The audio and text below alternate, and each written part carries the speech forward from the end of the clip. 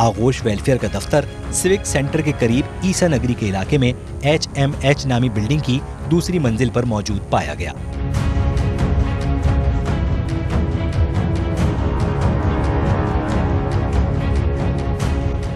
वहां मैडम सिद्रा सदफ नामी एक खातून मौजूद थी, मगर वो किसी सवाल का जवाब देने की बजाय हमारी तफ्तीश करने लगी। चले, अच्छा मैडम ये बताइए, ये आप लोगों ने कुछ नहीं बताऊंगी, मैंने कहा ना आके बात करें। नहीं, रजिस्टर्ड आपने कराई हुई है या किसकी? वो आके बात करें। मैं तो चले, आप नहीं बता रही, मैं पूछ रहा हूँ ना, अब ये बात तो बताएं। आराम से बैठ सकते हैं, बैठते हैं, नहीं बैठ सकते बात जाके करें। नहीं, रजिस्टर्ड आपकी है या नहीं? रजिस्टर्ड आपकी है। वो कौन है जिनको आप बुला रही हैं? जनरल सेक्रेटरी हैं। अच्छा, अगर आपने बात करनी है तो आप मुझसे बात करें, अगर आपने बात नहीं करनी आप ना मैं करें। बात करूंगी, मुझे कुछ दिखाएं तो आप। क्या दिखाऊं मैं आपको? क्या दिखाऊं मैं आपको? क्या चीज़ का? ID कार्ड किस चीज़ का दूँ आपको? कार्ड दिखा दिया ना उसने, तो दिखा दिया ना। क्या कार्ड में नज़र नहीं आ रहा? आपने क्या देखना है? खातून ने हमें अपनी वेलफेयर के चेयरमैन का इंतजार करने का कहा और फिर आधे घंटे बाद शाहिद साहब तशरीफ ले आए। ये साहब खुद को वकील, सीनियर सहाफ़ी और सोशल एक्टिविस्ट समेत खुदा जाने क्या क्या बता रहे थे। आप क्या हैं इसमें थोड़ा ये बताइए अपना। मेरा नाम पूरा AD शाहिद। अच्छा जी। पेशे के लिहाज से जर्नलिस्ट हूँ, छोटा सा। अच्छा जी। छोटा भी और बूढ़ा भी। अच्छा। और रिहाइश मेरी नॉर्थ कराची में। अच्छा, ये आप कितनी NGOs चला रहे हैं? मेरी एक ही है, ये हमारी आगोश। तो ये माँ वेलफेयर आपका ताल्लुक नहीं है? मेरा ताल्लुक। 4 बरसों में एक बार भी उन्होंने अपनी NGO का ऑडिट नहीं करवाया, ना ही उनके पास अपनी वेलफेयर का कोई रिन्यूअल मौजूद था। ये कब से रजिस्टर्ड है सर? 2017 में 17 में। अभी लेटेस्ट इसकी आपने वो अपग्रेडेशन उसको रजिस्टर्ड कराया? वो कराया था। लेटेस्ट वाला दिखा दें ज़रा हमें। यहाँ तो रिकॉर्ड नहीं रखा, वैसे रजिस्ट्रेशन की कॉपी है हमारे। कहाँ पे है रिकॉर्ड? घर पे रखते हैं हम। अच्छा ये बताइए, ये जज्बा क्या है वेलफेयर चलाने का? जज्बा असल हम जो चले हैं ना, तालीम को लेके चले। अच्छा। हमने जब देखा ये झुग्गी नशीनों को, अच्छा, जहाँ से ये जज्बा पैदा हुआ है। अच्छा। ये रेलवे पटरी जो गुलशन इकबाल वाली, इसके अच्छा। साथ बच्चे खेलते थे, वो सुबह उठते भीख मांगने निकल जाते। अच्छा। थोड़ी सी गुफ्तगू के बाद उन्होंने इंकशाफ किया कि ये NGO उन्होंने अपनी भांजी की फरमाइश पर बनाई थी। ये मेरी भांजी हैं। इन्होंने कहा मामू ये देखें, ये कल को कैसे पाकिस्तान किन पाँव पे खड़ा होगा, इन्हीं पाँव पे भिखारियों के। अच्छा, तो उस जज्बे से आप लोगों ने कहा ये NGO बनाते हैं? उस जज्बे से हमने पहले बगैर NGO के हम गए। अच्छा। फिर हमने ये रजिस्टर करवा लिया। हो गया। फिर हमने तहरीक तालीम शुरू की। गिलानी स्टेशन के साथ हमने एक स्कूल बनाया झुग्गियों में। 3 महीने चला, उसके बाद कोरोना आ गया, फिर वो झुग्गियाँ डिमोलिश हो गई। 4 बरसों में उनके मुताबिक उन्होंने सिर्फ गुलशन इकबाल 13D2 के इलाके में कायम झुग्गियों में एक स्कूल कायम किया था, जो सिर्फ 3 माह चला था। 17, 18, 19, 20 में आगे आपने स्कूल बनाया? जी 20 में। 3 साल आप क्या करते रहे? 3 साल हम इस पे वर्क करते रहे। आपको बच्चों की बड़ी परवाह है, आपने कहा ना बच्चों को लेके मैंने वो शुरू किया। आपके जो लड़के कपड़े मांग रहे हैं, इनमें बच्चे थे? ये बच्चे, इनके साथ जो बच्चे थे वहाँ पे छोटे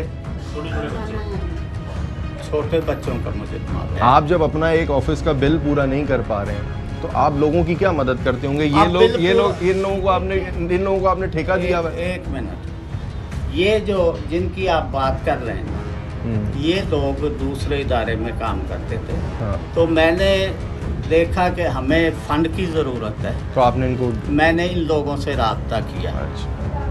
इन लोगों से इसलिए राब्ता किया कि फंड आपको मिलना शुरू हो गए?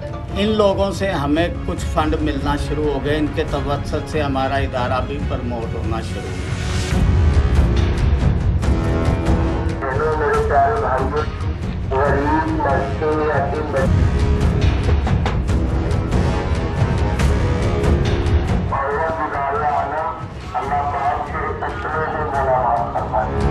4 साल में आपकी 2 आपने काम बताए, एक आपने बताया एक अपने गुलशन में 3 महीने स्कूल चलाया, बंद हो गया, झुग्गियाँ ख़त्म हो गई।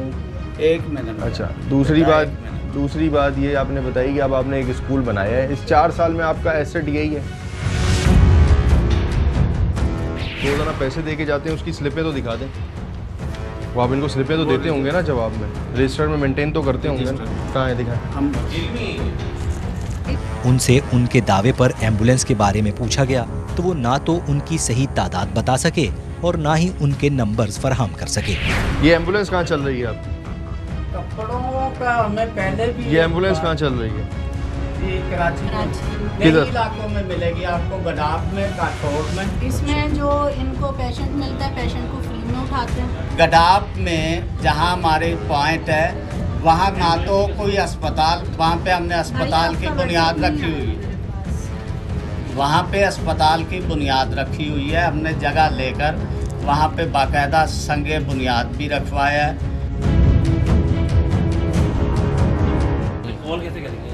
नंबर दिए हुए हैं सर हमने, हमारे ही नंबर पे आती है। इन्हीं के नंबर पे फ़ोन आता है भाई। अच्छा, वो वही खड़ी रहती है, उसको कॉल करने की कोई करता ही नहीं जब है। हमारा हौसला वो वही पॉइंट पे खड़ी रहती है, एक ही है। थोड़ी सी गुफ्तगू के बाद हम समझ गए कि वो किसी भी बात का सही जवाब देने के लिए तैयार नहीं है और हर सवाल का जवाब जलेबी की तरह घुमा फिराकर सवाल गोल करते रहेंगे।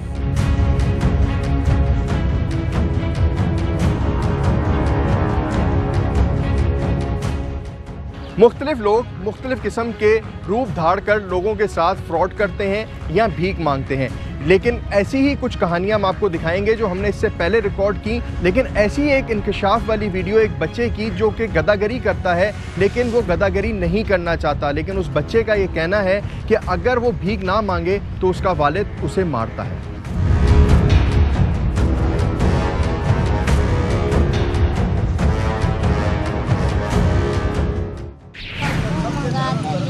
अब्बू भीख मंगाता है कोई, जब भीख नहीं मांगता हूँ ना, हाँ। अब्बू मारता है। भीख नहीं मांगते तो अब्बू मारता है। छोटी बहन को ही मारता है आपकी? हाँ, सबको मारता है, अम्मी को भी मारता है। अम्मी को ही मारता है? उस दिन अम्मी को वाइपर का लकड़ा से तोड़ दिया। अच्छा, और खुद कुछ भी नहीं करता वो? सुबह का टाइम है, ये गाड़ी आई है फुल भर के, गाड़ी का नंबर है और ये उतर रही है मांगने वाली, ये सारी की सारी मांगने वाली हैं।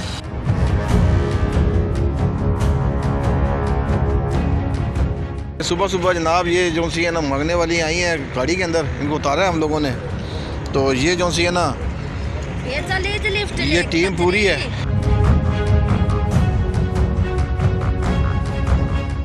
पाकिस्तान में ऐसी बहुत सी NGOs हैं जो बनाई गई, सिर्फ उनका मकसद जो है वो यहाँ तो कहीं ना कहीं आप ये कह सकते हैं करप्शन करना था, या ये कह लीजिए कि अपने मुफाद के लिए उसका इस्तेमाल करना था। लेकिन NGO बनाने के जो असल मकासद होते हैं वो नज़र नहीं आते, और ऐसी सैकड़ों ऐसी NGOs हैं जो पूरे पाकिस्तान में और बिलखसूस कराची में ऑपरेट करती हैं। लेकिन जब हम उनके पीछे जाते हैं, उनकी तह तक जाते हैं, तो वो अपना मोटिव जो है सामने नहीं रख पाते। इस हवाले से जो हम यहाँ CTD के दफ्तर आए हैं और DIG CTD हमारे साथ हैं, उनसे सवाल ये है हमारा उमर शाहिद साहब, NGO बना ली जाती है, काम नहीं करती, ज़ाहिर है वो पुलिस की डोमेन नहीं, लेकिन टेरर फाइनेंसिंग के हवाले से या फंडिंग के हवाले से या पाकिस्तान मुखालिफ उन NGOs को इस्तेमाल किया जा सकता है, ऐसी जो NGOs हैं उस पर पुलिस का क्या मौक़िफ़ है? जी कामिल, बिल्कुल ये जो आपने बात कहा ना कि NGOs ऐसी होती हैं जो कि स्केलेटन होती हैं, जिनमें असल में कोई काम नहीं होता। ये जब पाकिस्तान ने फैटफ के हवाले से भी ये इश्यूज़ टेकअप किए हैं और काफ़ी इस पर काम भी हुआ है, वफाकी हुकूमत की तरफ से भी, सूबाई हुकूमत की तरफ से भी, ये चीज़ एक सामने आई है। और ये एक बिल्कुल एक ऐसा एरिया है जिस पर हमें कड़ी नज़र रखनी चाहिए, क्योंकि अक्सर ऐसा होता है कि ऐसी NGOs जो कि बज़ाहिर कोई ट्रांजैक्शन नहीं कर रही होती उनको, लेकिन क्योंकि उनका स्ट्रक्चर खड़ा होता है, उनकी जो भी कानूनी रिक्वायरमेंट्स है वो पूरी होती हैं, उनको इस्तेमाल किया जा सकता है टेरर फाइनेंसिंग के लिए, कलदम तंजीमों को या टेररिस्ट सेल्स को पैसे भेजने के लिए। और मेरा ख़्याल है कि ये जो फैटफ की पूरी कार्रवाई रही है, जो रिपोर्ट, उसमें होम डिपार्टमेंट ने बहुत सी ऐसी आइडेंटिफाई की हैं। ये CTD के हवाले से, CTD को जो एक बीच में टास्क बनी थी वो इसकी थी कि बहुत सी ऐसी NGOs थी जिनकी ऑडिट CTD ने किए। ऑडिट से यही मुराद थी कि उनकी ये चीज़ें पता की जाएं कि उनमें आखिर क्या है, वाकई ही वो NGO ऑन ग्राउंड एग्जिस्ट करती है या नहीं करती।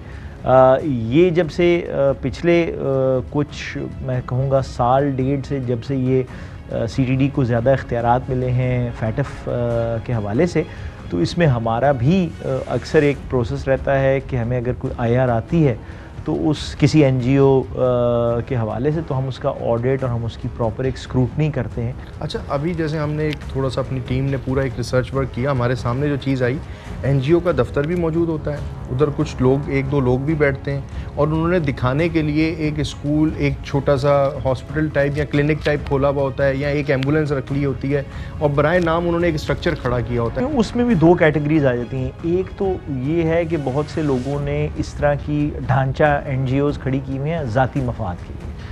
अब वो डेफिनेटली वो फ्रॉड कर रहे हैं, लेकिन वो टेररिज्म के हमारे जो पैरामीटर हैं उसमें नहीं आता। दूसरा ये है कि आपने कोई NGO खड़ी की हो जिसका मकसद आप कुछ बयान कर रहे हो और असल में उसके पीछे जो भी डीलिंग या काम वहाँ हो रहा हो, या अगर उस NGO में कोई फंड्स आ रहे हों तो उनकी डिसबर्समेंट दूसरे नेगेटिव या एंटी स्टेट एक्टिविटीज़ या टेररिस्ट एक्टिविटीज़ की। अच्छा, जैसे आपने कहा कि जिनका ढांचा खड़ा हुआ है, लेकिन उन NGOs के जिनका मकसद ही शायद पैसे अर्न करना है और NGO का नाम दिखा के, ऐसी NGOs को आप नहीं समझते कि कभी कोई भी फंड करके उनको अपने मकसद के लिए इस्तेमाल कर सकते? जाहिर बात है, ये ख़तरा रहता है कि अगर किसी ने एक ढांचा खड़ा किया हुआ है और उस बेशक कि वो ढांचा जो है वो कोई बज़ाहिर टेररिज्म में इन्वॉल्व नहीं है या टेरर फाइनेंसिंग में इन्वॉल्व नहीं है, लेकिन किसी वक्त पर पैसों के लिए इस्तेमाल किया, तो एक आसान चीज़ है ना, खड़ी बनी बनाई चीज़ है जो कि इस्तेमाल की जा सकती है, तो ये रिस्क रहता है और ये हमने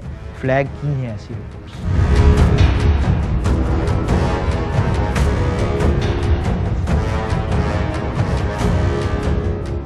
टीम जिम्मेदार कौन का ये प्रोग्राम करने का मकसद सिर्फ आवाम को ऐसी नाम नेहाद तंजीमों से होशियार करना है जो यतीमों, बेवाओं और गरीबों के नाम पर नकद रकूम, कपड़े और राशन लूट रहे हैं, मगर मुस्तहिक तबके तक ये अशिया नहीं पहुंचती। यूं एक तरफ मुखैर हजरात की इमदाद ज़ाया हो रही है और दूसरी जानिब असल ज़रूरतमंद तबका इमदाद से महरूम रह जाता है।